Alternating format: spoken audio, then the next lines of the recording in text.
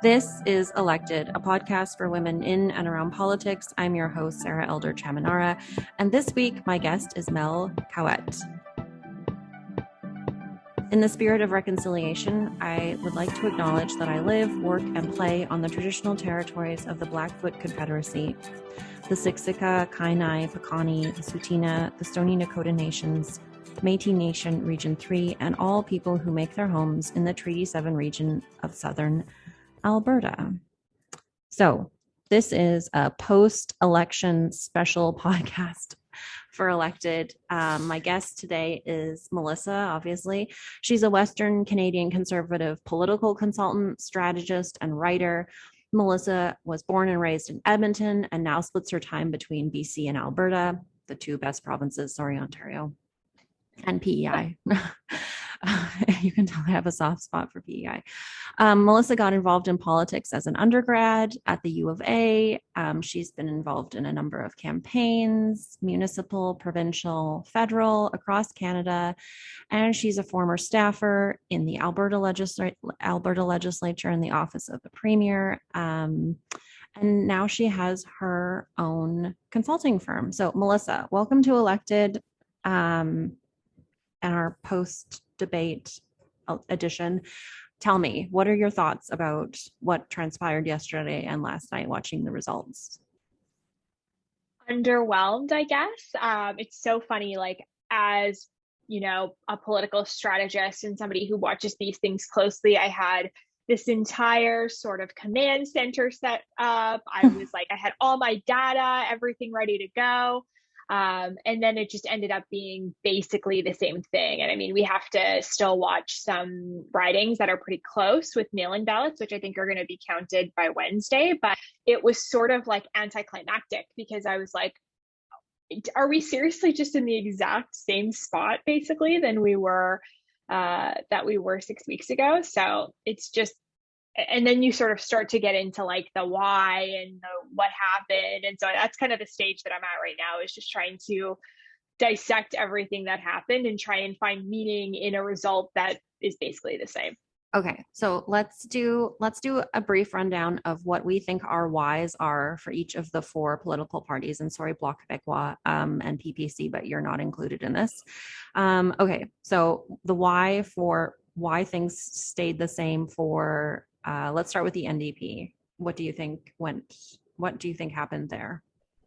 I think the NDP have been really good at getting support in non-traditional mediums. Like you see Jagmeet Singh really leveraging social media, TikTok, all of these sort of unconventional mediums to contact with voters, which is great, except for in politics, you have to get out the vote and you have to get people to actually take action on your likability, and that speaks to the degree that those parties are resonating with voters. And so it's clear that they weren't able to do that maybe as much as they thought they would. I think they're happy with the result, at least in Jagmeet's speech last night. They seem to be okay with it, but I think it's just a golden rule of politics of, likability and social media doesn't necessarily translate to seats in the House of Commons.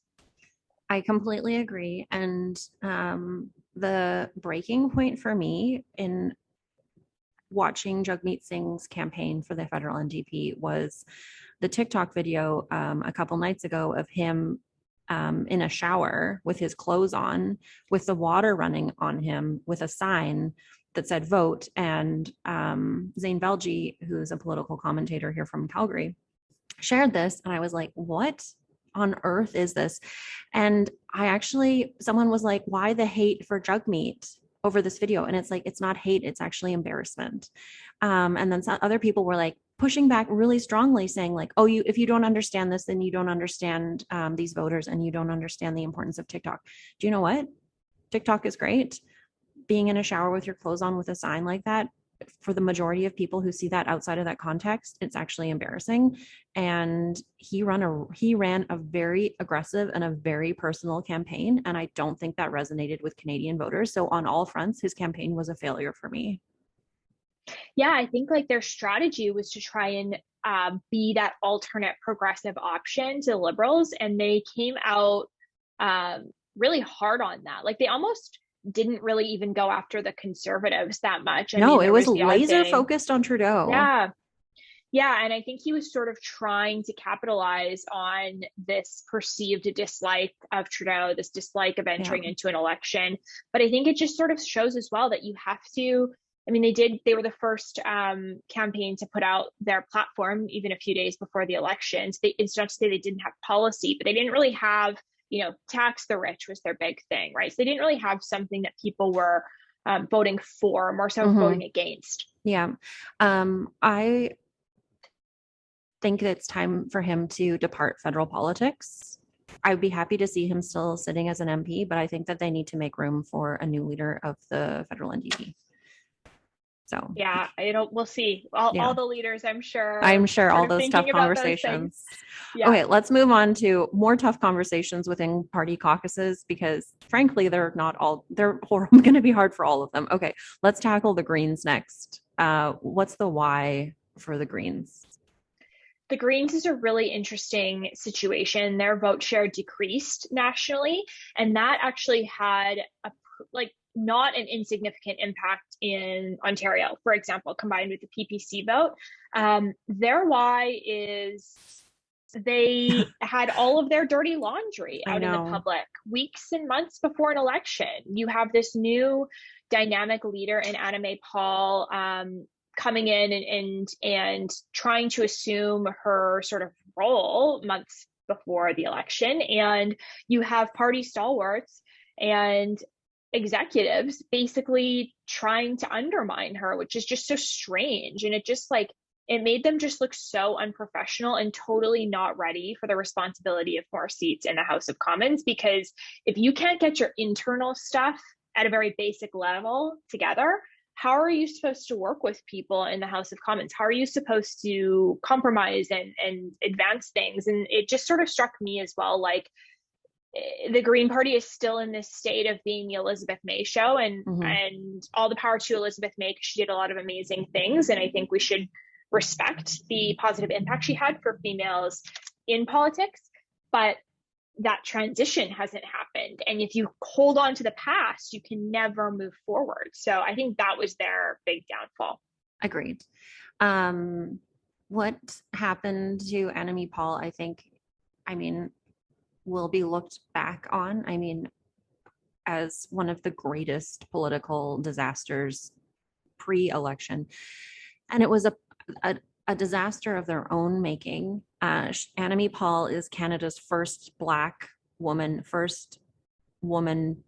female Jewish party leader, leading a party which in other parts of the world, Germany, for example, the Greens are extremely credible. Like they're on the cusp of potentially, taking on leadership of Germany.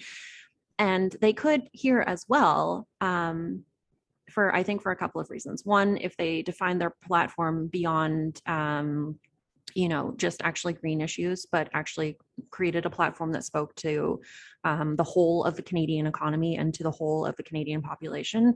But you're right about Elizabeth May. It's how can you lead when the person who just had the job before you is like literally right here? And to me, I actually don't have any confidence that Elizabeth May supports Anna May Paul. I don't get that sense at all. Because otherwise she would have completely stepped back and stepped down, to be frank, let someone else take her seat, which is now, I'd say, a pretty safe seat for the Greens on the island, but she hasn't done that. So, and I had actually, frankly, considered voting Green here in Calgary, but I didn't have the confidence that the candidate that I would be voting for would be supportive of Anna May. And I would only put my vote there if I had that confidence. Well, and you make an interesting point, because the Greens people think like, oh, it's this crazy left-wing, super, super progressive party. And for sure on climate and environmental issues, they've been at the forefront there. But they actually are not as left-wing as you'd think in many of the other areas. Like they're actually quite a pragmatic pragmatic party. And I don't like to necessarily define climate issues as left or right anymore, because I feel like we're moving past that. But Agreed. They're a little bit misunderstood, to your point. Yeah, I definitely think they're misunderstood. And I mean, and that's a problem of their own making. These are communications and like PR issues. But okay, let's move on from the Greens. Let's go on to some other PR issues, I would say, communications challenges, and hit up the Conservatives. So this is your home spot politically. So what's the why here? I think there's a few things going on with the Conservative movement in Canada, generally speaking. I think there's a recognition, at least with folks like myself within the party or who vote Conservative, that the world has changed, voters have changed, sentiment has changed on a lot of issues. And there is a lot of frustration about how you resolve party policy and keep conservative thinking, but move it into the sort of new the new era that we're in, and also keep pace with the degree of change that's happening, because change is happening much faster. And that is, inherently, conservatives are not opposed to change, but one of the main things about conservatism is that we believe that in measured change, and quick change without thinking things through is something that makes conservatives really nervous. So I think the big problem in this election for the Conservatives was trying to figure out what things to change on and to be progressive on, and what things to sort of hold strong on to sort of keep the base happy. So you see O'Toole moving more to the center back in April when he released his carbon pricing plan and his environmental plan. But then you see them sort of misstep and have to walk things back on gun control. And then you see, we're good stewards of the economy, we're not going to spend frivolously. And then their platform had a bunch of new spending. So there's a lot of things that it's just hard to resonate with conservative principles. And I think that's a challenge for conservative parties, not only in Canada, but around the world. And I think that the fact that O'Toole didn't have the same runway in terms of getting to know voters, he spent his entire leadership in the pandemic since last August. So he wasn't really to be able to go out and get to know people and connect people. So I think that's the big one. It's the conservative brand federally has changed so much since 1867. More so, the Liberals are the same party that they've been since that time, essentially. So conservatives have a challenge in redefining their brand and keeping with conservative principles, but having them show themselves in a way that's more palatable to a changing electorate. Yeah. I think that I have a concern. I actually want Aaron O'Toole to stay as leader. I hope that the knives are not out for him, because I think that if the Conservative Party and the Conservative base sees this as you should have stayed more right, that will ultimately hurt them. This is actually I think it's a really important reckoning around, what kind of party the Conservatives want to be. Do you want to be in opposition, or do you want to be in government? Because I think it's very clear that the majority of Canadians aren't interested in actually repealing gun control laws. They are not interested in debating a woman's right to choose. They are not interested in debating if climate change is real. Those things are all done. They're decided. So the Conservatives can either decide that they want to play for government, to form government, or they can stay in opposition. And I feel like what we saw in the campaign was those two sides rubbing up against each other, of that, the legacy of, like Andrew Scheer and Stephen Harper to some degree.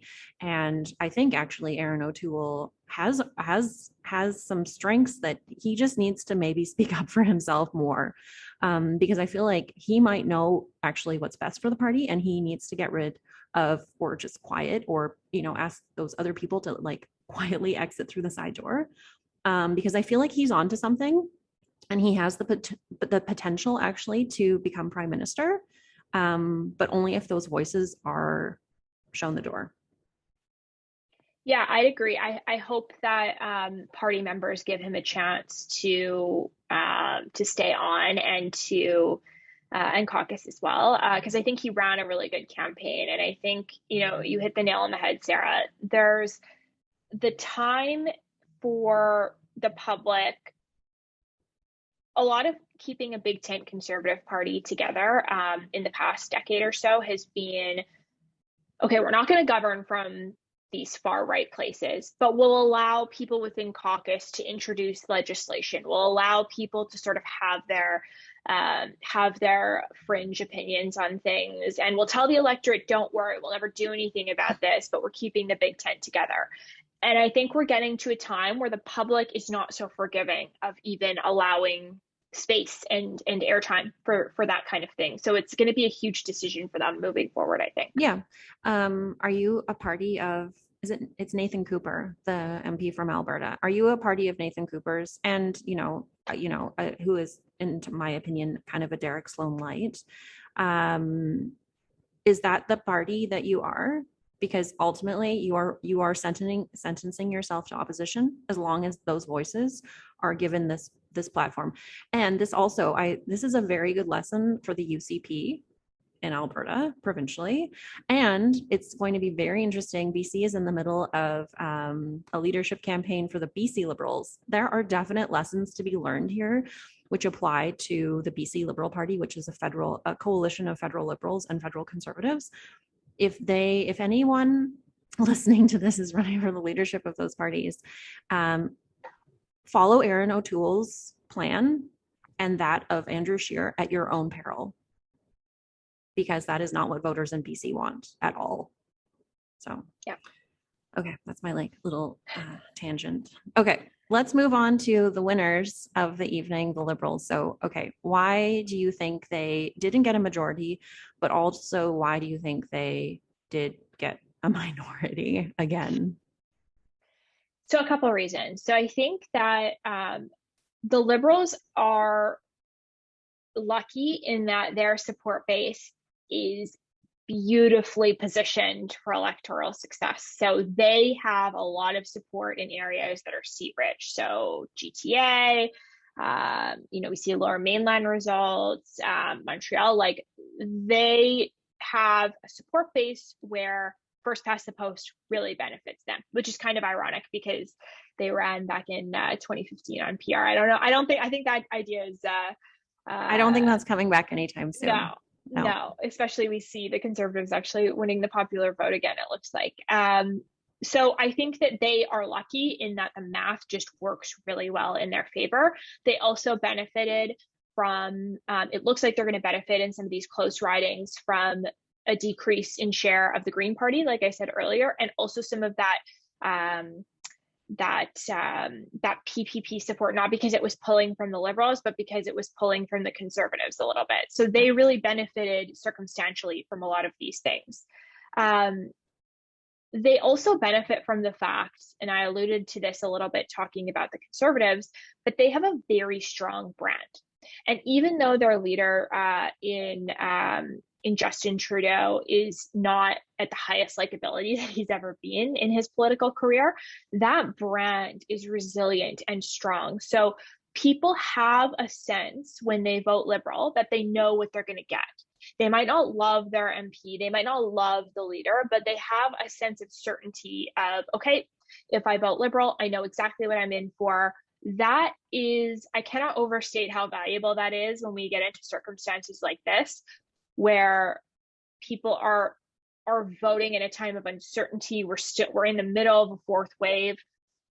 People want that degree of certainty in terms of what their government's going to be, and so they really benefited from that last night, I think, and from other circumstantial things. And the Conservatives have that potential, in my opinion, to develop that brand with Erin O'Toole. I think so too. They don't have that chance if there's a Pierre Poilievre at the leadership of the Conservative parties. They do. That is another you know, it's like you see the railroad track sign says like flashing, there's a train coming, and someone's like, oh, I still have a minute to cross. That's like, I feel like that's the imminent danger of what the Conservatives are facing. But the Liberals, you're right, have got it like nailed down. And I think one last thing I'll say on that is that the underlying truth of fixing the problems that we have in our society today, they are not simple fixes. Mm-hmm. And so you can't communicate how you're going to get through COVID, how you're going to rebuild the economy, how you're going to deal with really complex foreign affairs issues, because it's not soundbite material. Our world is complex. We are interconnected. Things are not going to just snap your fingers and they'll be solved. So you do the public a disservice by caving to the sort of populist impulse that we see now, by being disingenuous by saying things can be done quickly when they can. And I fear we see that happening. And I hope political leaders don't do that just because it can be electorally expedient. Well, I mean, Jagmeet Singh did that over and over and over again. And it was like, either you don't understand what you're talking about or you're doing this very intentionally. And you're a very smart person, so I'm going to have to assume you're doing it very intentionally. And that is very dangerous. But yeah, they all parties have a part to play on that. But I think it's interesting that, you know, I see the reason that the Liberals got a minority as falling at the feet of Trudeau, to be honest. It was pretty apparent last month that the situation in Afghanistan was escalating rapidly, and they were privy to intelligence, obviously, that we don't get just by watching the 6 o'clock news. And they pushed through and called an election. And I honestly believe that if they had waited to call it this month or even next, that they would have gotten a majority. But they didn't. And it was because of gaffes on the part of the Conservatives. I don't actually think the NDP were ever a threat in this election. Obviously the Greens weren't. The Conservatives hindered themselves. They had moments I felt like, they have potential actually to form government. But then issues like, the PPC people showing up at Trudeau rallies and throwing rocks, and even some of the Conservative staff, like campaign volunteers being involved with that. And then also, but significantly, I think what became the maintaining the status quo for Canadians was the Liberals' strong stance on COVID, on vaccine passports, and the Conservatives' total meltdown by even acknowledging, not even mandating that all of their candidates were vaccinated. So I think COVID ended up being a deciding issue in this election, which, I mean, but we didn't talk, what got lost in the conversation was childcare. What got lost in the conversation during the election was anything related to missing and murdered Indigenous women. All of the residential school sites, all of the murdered Indigenous children. Climate change really didn't even get talked about a lot in a way. And I keep on hearing some people say, this election was the number one issue was climate change. Okay, I don't think that was what it was at all. But I think that this was the last election for Justin Trudeau.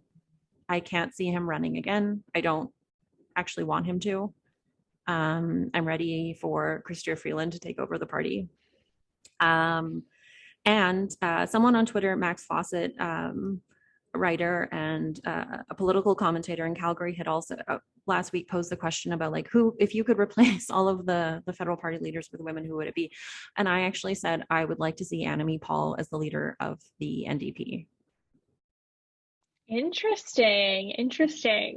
I wonder if that is even possible. I don't say anything's impossible in politics these days, so perhaps, but that would be quite the Can you imagine to the Green Party? I mean, I don't know if she even it'd be interesting to actually see if she even feels like she would align with that party. You know what I mean? I don't know if she would necessarily align, but that would be a power move for sure. Wouldn't it? Yeah. So, however long this minority parliament works, before another election is called, and I really don't think Canadians have the appetite for an election 2 years from now. So hopefully it lasts longer than that. But I would imagine, okay, so let's do that same little game that Max put together on Twitter. Tell me if you could put anyone in the 4 party leader roles, who would they be? I mean, I gotta say Mark Carney for the Liberals. Really? No, I'm just joking because everybody Yeah, Mark Carney. was just obsessed with that leading up Yes. to the election.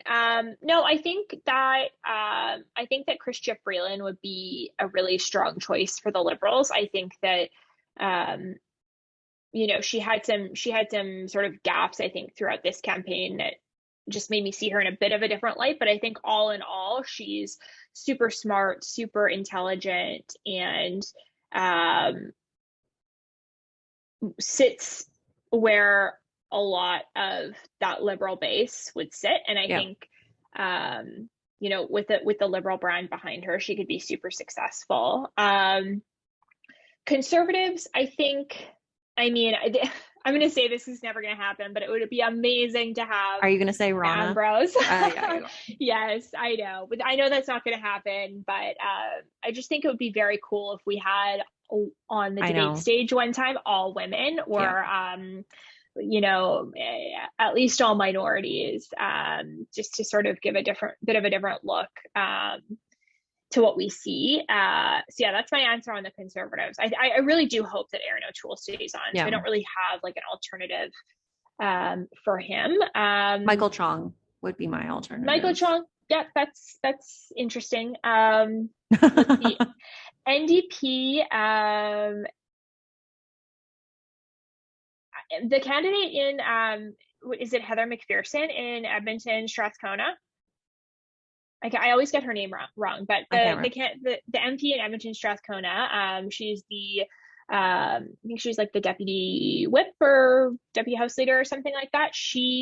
It'd be interesting because since it looks like the NDP is going to pick up that seat in Edmonton Griesbach, it'd be interesting as well with the strength of the provincial NDP in Alberta to have a leader from the prairies for the NDP. Like it'd be just super interesting to see how that would increase their support overall. Potentially, or maybe, because there's conflicts within the federal to provincial NDP, they definitely don't agree on things around oil and gas. No. I think for the Greens, I actually hope Anna May Paul stays on. That's definitely not going to happen. Like, I don't see a situation in which she can, either by her own choice or because her party pushes her out, she stays on. But I think she was just remarkable in this campaign, from just like a tone perspective. Obviously, that didn't translate into electoral success, but I think she just brought, like, her on that debate stage for the English debate was so fantastic. Like, her holding the Prime Minister's feet to the fire on feminist issues. She held her own. She didn't even seem that nervous, which is, I cannot overstate how impressive that is for such a big deal event like that. Yeah. So she's got a bright future. And with Blanchette, she was like, she was not there to, and it rightly so. And then ultimately, I wonder if that debate actually changed. That would be interesting around the debate that happened post the English language debate around Bill 21 from Quebec and around, and how all of the federal party leaders ended up lining up in favor of saying, that was, you shouldn't have asked that question. Anyways. Okay. So Liberals, Chrystia Freeland, Conservatives, hopefully Erin O'Toole, Greens. I don't know who you, and then NDP. What was the name of the woman? Heather McPherson. Heather McPherson. Sorry if I got her name wrong. She's in Edmonton, Strathcona, the lone NDPer from the last election, and now one of two. Yeah. So for Liberals, for me, would be Chrystia Freeland. Conservatives, Erin O'Toole, I think should be given another shot, but my dream candidate would also be Ronna Ambrose. Greens, that's just too much of a dumpster fire. NDP, I really meant what I said about having Annamie Paul step into that role potentially, because I feel like she has the potential to take the NDP across the line to form official opposition again and be a really credible party on climate change and just in a really well-rounded way. So yeah, those are my four. But Nice. we'll see what happens. There Yeah, still have we can't. The mail-in ballots still have to be counted. So Yeah, there's a million of them, I think. So hopefully by Wednesday we'll have like a clearer picture of how, I think in a situation where there's just like not that much change, everybody will read into what they want to it. But I think the numbers don't lie. So we'll get a lot of truth once we see the exact breakdown that happens between all of the parties. But and hopefully we don't have to do this. yeah, you mean an knock election? on wood, in another 12 months. Yes. Well, and then getting back to, I mean, it's easy to forget because in Alberta, we're actually still in the midst of another campaign. Municipal elections are being held on October 18th. So there's just under a month for that. The filing deadline to be a candidate was yesterday. So we'll see whose names are and aren't on the list to see if anybody dropped out. But it's interesting. I hear a lot of people in Alberta wishing for a provincial election. And I can't imagine Jason Kenney and the UCP being like, hey, let's call an election early, given how, A, the state of COVID that we're in, and also B, it could be like an earthquake size eruption in terms of putting an NDP government back in place in Alberta. Well, the premier has certainly threatened a snap election if some of those caucus members don't stay in line. So we'll see.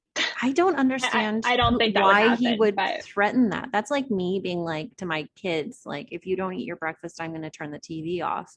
We all know that the chances of them eating their breakfast are still slim, and me turning the TV off are, 50-50. So that just isn't smart to me, because it wouldn't work out for anyone in that situation unless it was the NDP. That's the only winner I can see in that equation. yeah, I think he's in a tough spot and he's running out of options on some of these things. And it's quite clear that the public health situation in Alberta is concerning. They've obviously made changes to try and mitigate that, but it's a long road ahead, that's for sure. Do you think that played a factor in Alberta in changing the outcome federally for the Conservatives? Because Aaron O'Toole, even yesterday on Sunday, wasn't taking any questions. Reporters, obviously, I mean, they were talking about it on Twitter, that they wanted to talk about COVID in Alberta because of his comments in support of Jason Kenney previously. And that ended up, I think that really hurt him.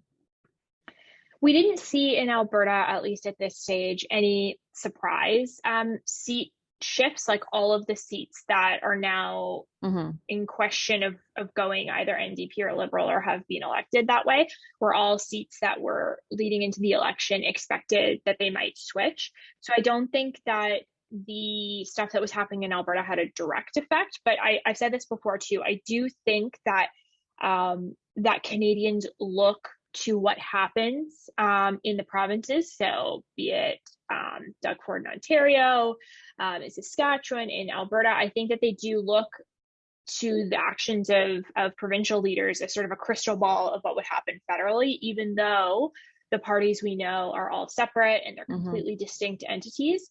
People are, and it goes back to what I said at the beginning, we have a problem in terms of how we're moving forward in this country when it comes to conservatism. And so when we don't have a clear message and we don't have a clear narrative, people are going to grab from whatever they can to try and make sense of it. And so, yes, I do think that people in Alberta and people nationally do take the things that provincial leaders do and extrapolate federally. I just think it does play into their impressions of conservatism generally. And that goes back to maybe we should stick with the safe choice in the Liberals because we know what we're going to get. Yeah. We don't necessarily know what we'll get with the Conservatives. Yeah. Well, mail-in ballot counting will begin, and we'll see if that further shakes anything out in terms of leadership and results. But yes, thank you so much for joining me today and, talking this out and playing my little game of like why and who could be in these roles in the future. We'll see what happens. We all need to get out we already kind of already have our political crystal balls out in terms of thinking we know what's going on. So thanks, Melissa, for joining me. And this was another edition of Elected. Until next time.